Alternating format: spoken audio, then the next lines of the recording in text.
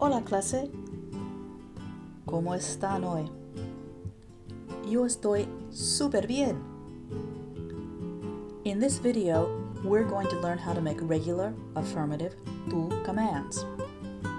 What are command forms? They're things you can use to command someone, to boss them. I've been bossing you around in Spanish for a long time now. Now finally, you get to be the boss of someone else. Are you ready? I'm ready. Vámonos.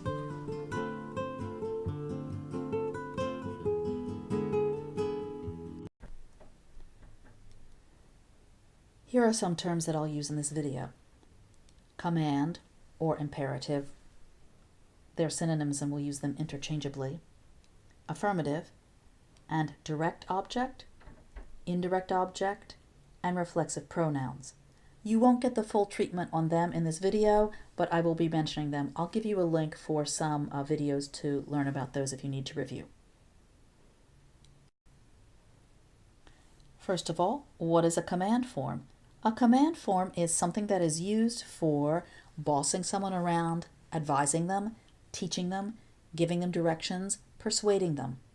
In English, we pretty much just have one form, you, and a form for let's, we.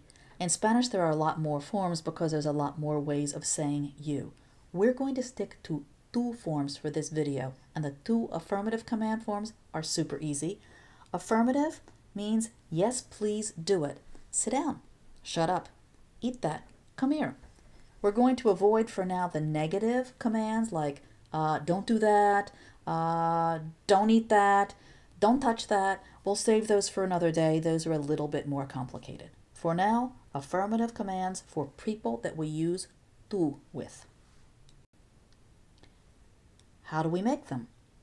We're going to start in a really weird place. Usually when we're conjugating, we start with the infinitive. Now we're going to start with the present tense tú form. And once we have that, we're going to chop off the S. That's all there is to it. So for example, the verb comes, you eat, if I want to change it into eat. Start with comes, take off the S, make it go away, and now I have an affirmative tú command. Come, eat.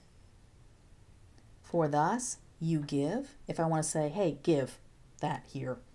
Sounds weird by itself, doesn't it? Same thing. I'm going to take the tú form, take off the S, make it go away. At this point, you might be saying to yourself, Profesora, why don't we just start with the infinitive and chop off the R? That's an astute observation, and it works great until we get to stem changing verbs. If we use this really weird starting place, then we have a super short list of irregulars to memorize another day in another video because we already have the stem changers included by starting with the present tense tú form. So we'll start with them. Juegas, you play. Take off the S, make it go away. Now we have a real word in Spanish, juego, which means play. My mother used to tell me that. Go outside and play. Take your nose out of a book. Cierras means you close. If we want to say, hey, close that thing, we take off the S and we make it go away. Cierra, close. I made it sound so fabulously easy so far, but I left out a couple of wrinkles. So here are the two wrinkles. One of them is a little accent rule, and the other one is where we put words in the sentence. First of all, where we put words in the sentence. And I picked te callas, you be quiet, because it's a word a lot of us have heard in Spanish before in the affirmative form. So it's a way to help us remember how this works. So we start with te callas, you be quiet. And to make it into the affirmative tú command form, we take off the S, we make the S go away. But once you take the S off and make it go away, the ending of the affirmative tú command becomes kind of magnetic. It pulls things back there, little things like direct object pronouns or indirect object pronouns, or in this case, reflexive pronouns. Shut yourself up. So it goes, cállate. And the other thing I told you about was this little accent, and I'm going to put an accent right here because otherwise I lose my Spanish teacher license. I'll tell you about the accent in a minute. Let's try another word. Das, you give.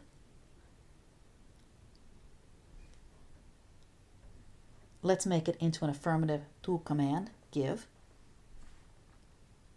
We'll do that by taking off the S, making it go away. But when you try to say give all by itself in English or in Spanish, you quickly realize that it kind of wants to have a little word at the end like give me something or give it to someone or give them. So let's just say this is gimme that thing.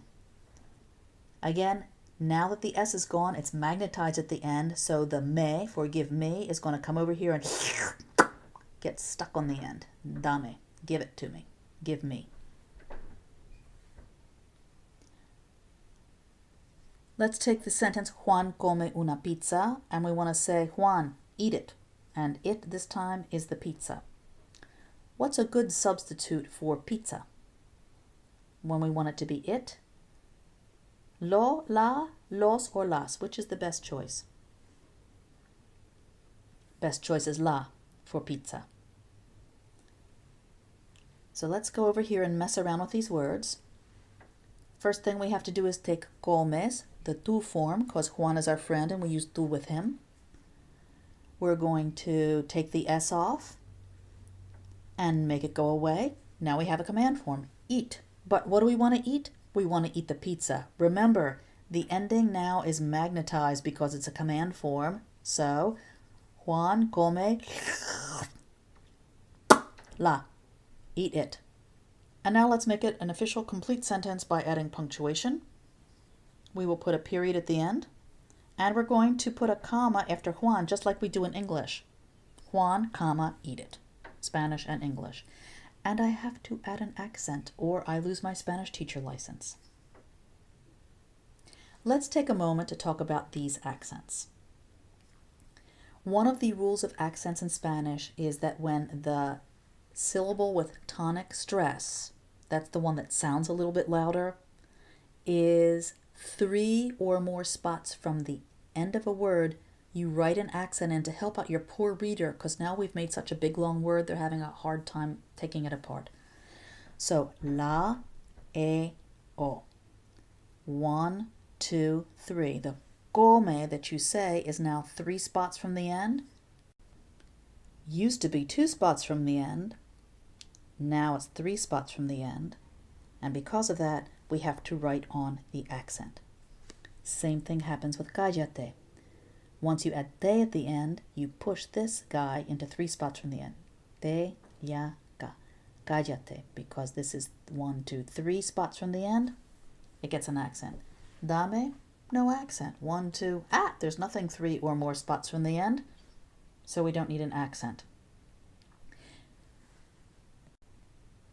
If you don't hear the tonic stress, the syllable that has the most oomph to it, and not everybody does in English or in Spanish, here is a trick to help you find where you'll write that accent once you start adding a bunch of stuff to the end of your affirmative tu commands. Find the original ER, AR, or IR and go 1 syllable in front. That's the one that's going to get a written accent when you make a tu command and start adding things to the end. Let's try some practice. Be sure to pause the video if you need extra thinking time. We're going to talk to our friend Tontin, which kind of means dopey, and he is so dopey that he needs us to boss him around, so we're going to do that for him and tell him what he needs to do. In this case, Tontin no quiere estudiar. He doesn't want to study, and we're going to say Tontin, study. So let's start with estudiar, and how are we going to make that into an affirmative tu command? We start with the tu form, estudias. Then we get rid of the S, and we have estudia, which is a real word in Spanish, and it means study. We'll put it all together with punctuation and a comma, and now we have a real sentence. Tontin estudia. Let's boss him around some more. He doesn't want to eat. Tontín, you better eat. What will we do with comer? Tontín, come. Tontín no quiere bailar? Tell him to dance. Tontín, baila. Tontín no quiere jugar. Say Tontín, play. Tontín, juega. Tontín no quiere dormir, but it's bedtime, he has to sleep. Tontín, duerme. Let's throw some direct object pronouns into the mix now. So Tontín no quiere preparar la tarea. Let's tell him to prepare it. What's a good substitute for la tarea? Lo, las, los, or las. When we're talking about things, really this is the pile of the direct object pronoun box that we want to work on. The best substitute for la tarea would be la. And remember, once we get rid of the S at the end of preparas, it becomes a magnet and gets stuck to the end. So we get Tontín, prepárala. I added an A at the end, so 1, 2, 3, that's the loud part, prepárala. I wrote an accent there. Let's try another. Tontín no quiere comer el sándwich. What's a good substitute for el sándwich? Lo. Tontín, cómelo. Tontín no quiere hablar el español, but he's in Spanish class, he's got to speak it. Tontín, háblalo. Tontín no quiere escribir las composiciones. What's a good substitute for las composiciones? Tontín, escríbelas, write them. Tontín no quiere leer los libros. Léelos, read them. Tontín no quiere besar a su mamá. Bésala. Are you ready for some reflexives? Here's a little cheat sheet for you for the reflexive pronouns. We're talking to Tontín. He's our friend. We're using the tú form. So what's the one that we're going to need from the reflexive pile? Te is the one that we're going to need. So Tontín no quiere sentarse. Tell him, sit down.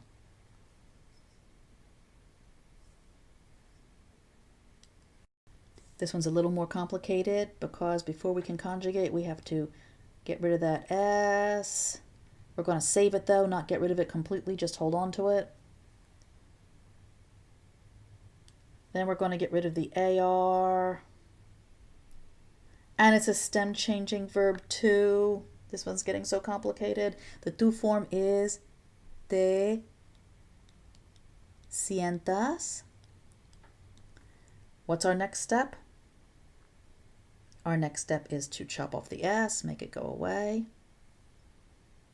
And remember now, this is a magnet. What will happen to the te? Let's take a look. Tontín, siéntate. Tontín no quiere levantarse. Tontín, levántate. Tontín no quiere despertarse. Despiértate. Tontín no quiere vestirse. Tontín, vístete. Tontín no quiere ducharse. Oh, please, he's got to shower. Please tell him to shower. Tontín, dúchate. Tontín no quiere acostarse. Please tell him to go to bed. Acuéstate.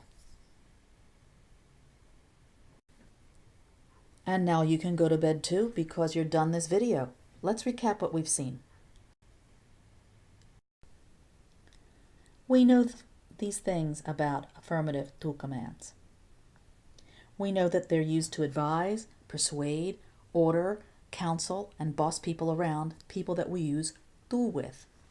We know that the affirmative tú commands are easy to make when they're regular ones, and most of them are. We start with the present tense of the tú form and chop off the S.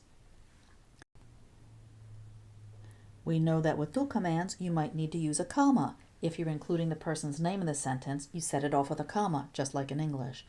Or you might need to use an accent. You would need to use an accent here, because direct object pronouns, indirect object pronouns, and reflexive pronouns are attached at the end of affirmative tú commands, and when you make a really big, long word, you have to help your poor reader out by writing that accent. Bueno, clase, es todo por hoy. We'll practice a whole lot more in class. Hasta la próxima.